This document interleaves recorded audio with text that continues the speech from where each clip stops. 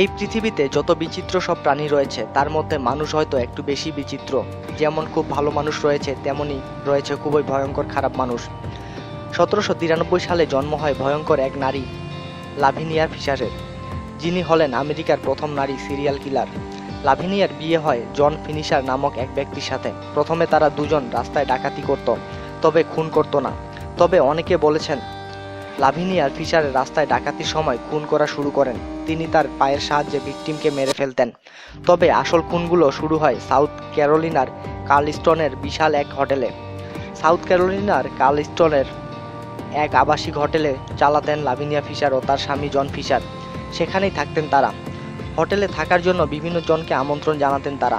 এছাড়া হোটেলের মানুষ থাকতে আসলে প্রথমে তাদের চাবি হাতে দিয়ে ঘরে পাঠিয়ে দিতেন। সেখানে পৌঁছে যেত গরম ধোয়া ওঠা চা, কিন্তু চাতে মেশানো থাকতো বিষাক্ত বিষ। চা পান করে ভিকটিম যখন বিছানায় যেত, ঠিক তখনই লাভিনিয়া ও তার স্বামী ঝাঁপিয়ে পড়তো ভিকটিমের ওপর। মৃত্যু নিশ্চিত না হওয়া পর্যন্ত ছুরি দিয়ে ক্রমাগত আঘাত করতেন তারা। শুধু এটা নয়, তাদের আরও অনেক ধরনের হত্যার পদ্ধতি ছিল।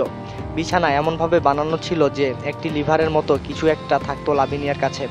ওটাতে চাপ দেওয়ার সাথে সাথেই বিছানা দুভাগ হয়ে যেত, আর ভিকটিম বিছানার বরাবর নিচের গর্তে পড়ে যেতেন, আর তারপর তাকে নৃশংসভাবে হত্যা করা হতো।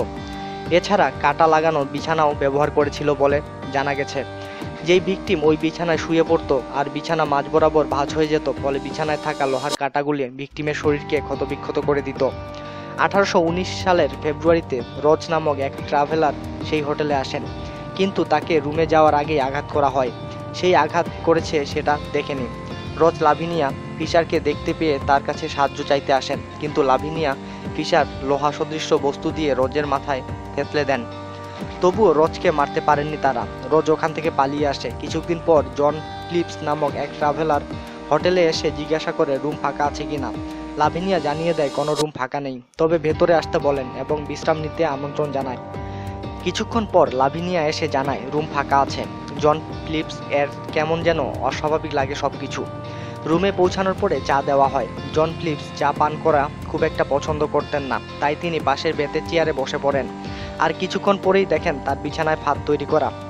জন ফিলিপস তাদের সব প্ল্যান বুঝতে পারেন, ফলে দেরি না করে তাদের চোখ ফাঁকি দিয়ে পালিয়ে আসেন। এসে পুলিশের কাছে অভিযোগ করেন। দুজনের অভিযোগে মতে তদন্ত করতে এসে সব বেরিয়ে আসে ধীরে ধীরে।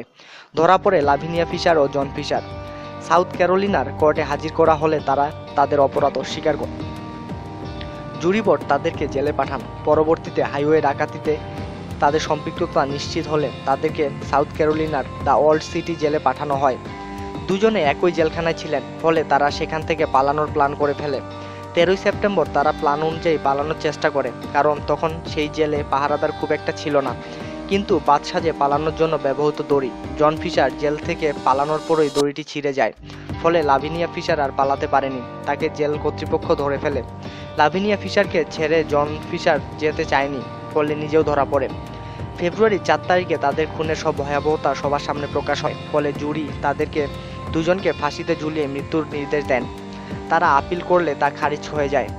1820 সালের 18 ফেব্রুয়ারি ইতিহাসে ভয়াবহ এই খুনি দম্পতি এবং সেই সাথে আমেরিকার প্রথম নারী সিরিয়াল কিলারের ফাঁসি কার্যকর করা হয়।